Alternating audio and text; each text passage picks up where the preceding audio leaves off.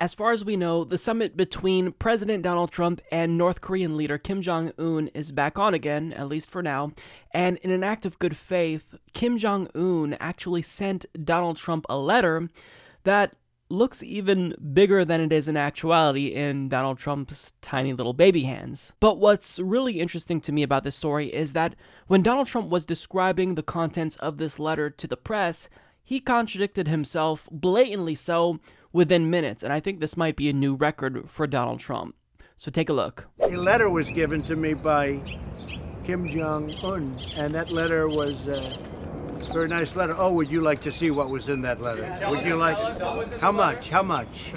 How much? Give us the flavor of what the letter. It was a very interesting letter, and at some point it may be appropriate, and maybe I'll be able to give it to you. Maybe you'll be able to see it, and maybe fairly soon. But really, this was a letter presentation that ended up being a 2-hour conversation. Why did the letter? Did you send anything back?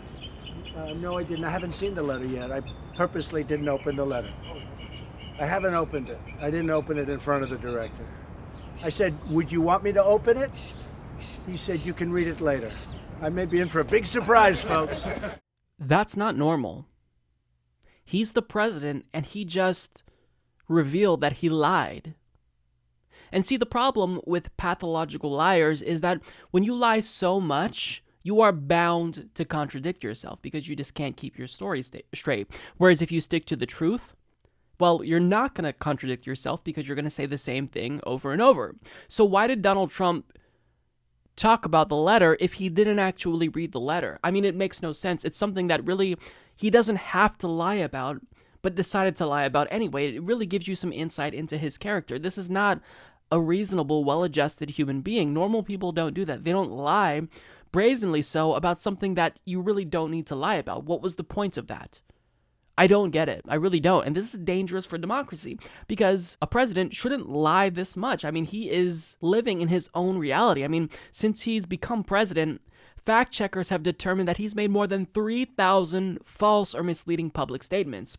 And at his recent rally in Nashville alone, he made dozens of false statements, over 30. And when you look at his PolitiFact scorecard, he says things that are deemed either mostly false, or pants on fire 69% of the time, meaning he lies more than he actually tells the truth. So I think that it's gotten to the point where Donald Trump lies so much that when he says a lie, he's not even consciously aware of the fact that he's telling a lie. Like when normal people like you and we tell a white lie, we're aware that we're lying. We think about it. We feel either guilty or, apathetic about it, but we realize that we're lying. When Donald Trump lies, I don't think he even acknowledges the fact that he's lying. I think he's just saying words, and the words that are coming out of his mouth are detached from what he's thinking in his head. It's just hot air. He's a compulsive liar.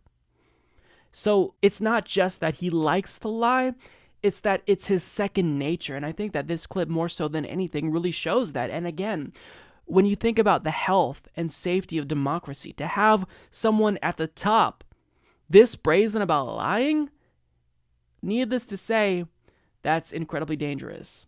To lie about something so stupid.